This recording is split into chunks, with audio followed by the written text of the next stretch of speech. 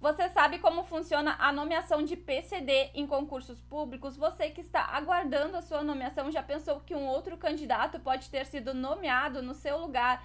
E pessoal, isso acontece com bastante frequência devido a uma má interpretação da legislação pelo órgão público. Então, no vídeo de hoje eu vou explicar como funciona a nomeação de PCD, vou trazer um importante entendimento do STF sobre o assunto para que vocês fiquem atentos às nomeações.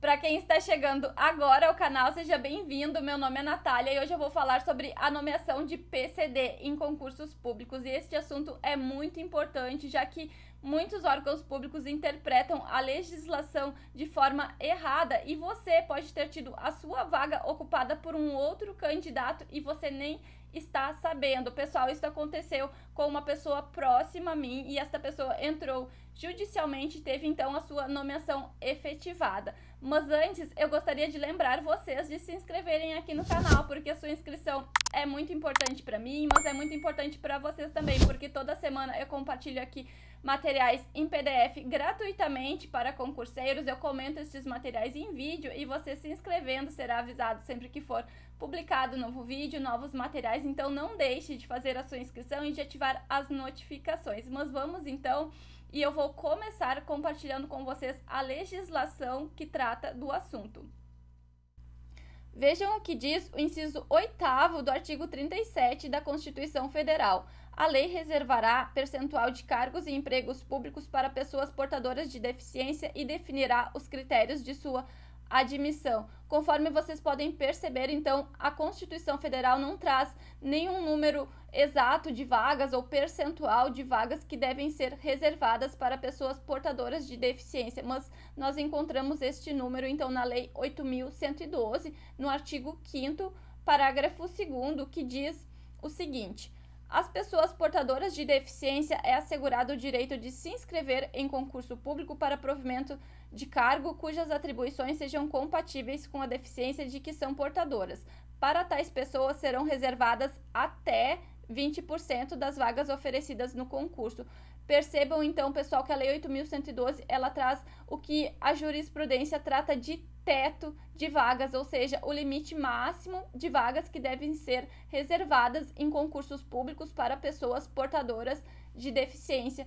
E o limite mínimo, então, o piso, nós encontramos no Decreto 9.508 de 2018, no parágrafo 1º, que estabelece que ficam reservadas às pessoas com deficiência, no mínimo, 5% das vagas oferecidas para o provimento de cargos efetivos e para a contratação por tempo determinado para atender necessidade temporária de excepcional interesse público no âmbito da administração pública federal, direta e indireta. Além disso, pessoal, no parágrafo 3º, ele nos diz que na hipótese de quantitativo a que se referem o parágrafo 1º e parágrafo 2º resultar em número fracionado, este será aumentado para o primeiro número inteiro subsequente.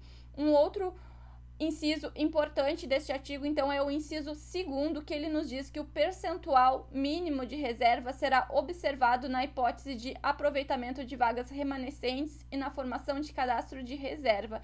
Então, percebam que este percentual ele deve ser observado até mesmo para formação de cadastro de reserva.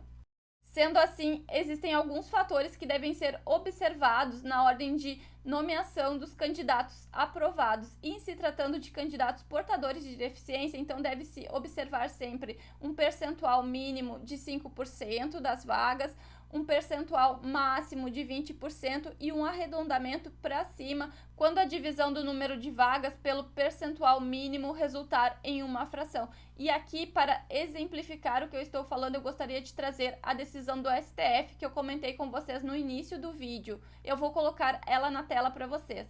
Se trata de um mandado de segurança impetrado por uma candidata buscando a sua nomeação em um concurso público do Ministério Público da União. Essa candidata ficou aprovada em primeiro lugar na lista de candidatos portadores de deficiência e o edital do MPU estabelecia que 5% das vagas do edital juntamente com as vagas que vierem a ser criadas durante o prazo de validade do certame, serão destinadas a candidatos portadores de deficiência. E segundo a interpretação da legislação feita pelo MPU, então, as nomeações dos candidatos portadores de deficiência obedeceriam à seguinte ordem: 10ª colocação, 30ª colocação e assim respectivamente. E vejam o argumento utilizado pelo MPU para justificar a sua ordem de nomeação.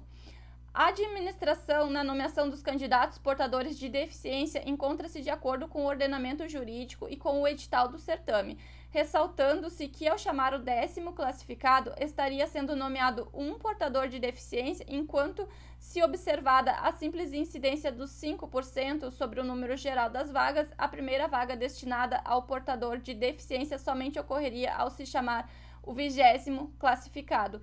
Pessoal, essa é a interpretação que é feita pela maioria dos órgãos públicos, mas, segundo o STF, não é assim que a legislação deve ser observada. A decisão é bem extensa, então eu avancei algumas partes, mas eu deixei o link para acesso ao texto integral da decisão na descrição deste vídeo. Pessoal, vejam o que disse a ministra. O artigo 5º, parágrafo 2º da Lei 8.112 estipula o teto de até 20% das vagas a portadores de deficiência, enquanto que o artigo 37, parágrafo 1º do Decreto 3298 determina o piso de 5%. Pessoal, eu li o texto de outro decreto para vocês, porque este artigo 37 ele foi revogado por aquele outro decreto, mas o texto é praticamente o mesmo. Vamos seguir. O parágrafo 2º deste mesmo dispositivo ainda estipula o arredondamento para cima até o primeiro número inteiro subsequente da fração resultante da divisão do número de vagas pelo percentual mínimo previsto. A previsão editalícia contida no item 3.1 obriga o respeito a tais determinações, inclusive em relação às vagas que vierem a ser criadas durante o prazo de validade do concurso, questão de maior relevo em face da formação de cadastro de reserva. Vejam então que a legislação determina o piso de 5%, ou seja, o mínimo de vagas que devem ser reservadas, determina o teto de 20%, ou seja, o máximo de vagas que devem ser reservadas, e determina também um arredondamento para cima quando a divisão resultar em fração. E, pessoal, deve sempre ser observado o que consta no edital do concurso público, que normalmente os editais trazem o mínimo de 5%. E avançando mais um pouco na decisão, ela nos diz que, havendo uma única vaga no edital do concurso, 5% dela é 0,05 de vaga. O artigo 37, parágrafo 2º do decreto, obriga o arredondamento desta fração para o primeiro número inteiro subsequente, o que dá 1. Mas 1 de 100, né? Porque se só há uma vaga, então 1 de 100 é 100%, não havendo, portanto, vagas para deficientes. Mas a decisão continua e ela nos diz que, considerando agora 2 vagas no concurso, 5% é 0,1 vaga. Arredondada para o primeiro número inteiro, dá 1, mas 1 é 50% das 2 vagas. Portanto, ainda não há vagas para deficientes. E ela continua, pessoal, e eu vou colocar a tabela aqui na tela para vocês. E eu trouxe aqui uma tabela para exemplificar a decisão do STF. Percebam que, se houver apenas uma vaga no edital do concurso público ou em editais que estabeleçam vagas apenas para cadastro de reserva, se for nomeado apenas um candidato, 5%, que é o mínimo trazido por lei de uma vaga, ele corresponde a 0,05 vaga. Pessoal, arredondando para o primeiro número inteiro subsequente, que é o que estabelece a lei, nós temos então o número 1. E uma vaga de uma vaga é 100%. Como a lei estabelece o teto de 20%, então esta vaga ainda não será para portadores de deficiência. E esta conta segue até que a gente tenha 5 vagas no edital do concurso público, ou então que sejam nomeados 5 candidatos. Aqui, pessoal, 5%, que é o mínimo de 5 vagas, corresponde a 0,25 vaga. E 0,25 vaga, arredondando para o primeiro número inteiro subsequente, corresponde a uma vaga.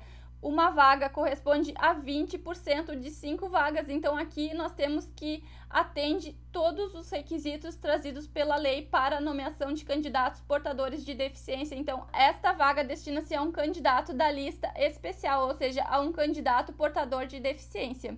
E eu chamo a atenção de vocês porque o entendimento do STF é o entendimento que deve ser observado pelos órgãos públicos, mas muitas vezes isto não acontece, então fiquem atentos. E a minha intenção com este vídeo não é beneficiar ou prejudicar pessoas portadoras de deficiência e nem vice-versa. Pessoal, a minha intenção é informativa, é que vocês conheçam a legislação e conheçam os seus direitos, porque conforme eu comentei no início do vídeo, aconteceu com uma pessoa próxima a mim de o edital do concurso público trazer 2 vagas e a prefeitura, se tratava de um concurso municipal e a prefeitura municipal então destinou a 2ª vaga a uma pessoa portadora de deficiência. Pessoal, conforme a gente acabou de ver na decisão do STF, né, em um edital que tenha 2 vagas, a 2ª vaga corresponde a 50% das vagas e a legislação traz um teto de 20% das vagas a serem destinadas a portadores de deficiência. Então, esta pessoa, por uma decisão judicial, ela teve então a sua nomeação efetivada. Mas percebam que esta decisão que eu acabei de ler foi de um mandado de segurança impetrado por uma candidata portadora de deficiência que questionou a ordem de nomeação realizada pelo Ministério Público da União. E, pessoal, o Ministério Público da União destinava a 10ª colocação a candidatos portadores de deficiência, quando, na verdade, deveria destinar a 5ª colocação. Então, a minha dica é esta: está muito difícil passar em um concurso público. Se você já está na lista, aguardando a sua nomeação, fique atento. E para quem ainda não está inscrito aqui no canal, então se inscreva, curta os vídeos, comente e ative as notificações para que você seja avisado sempre que tiver novo vídeo, novos materiais e bons estudos.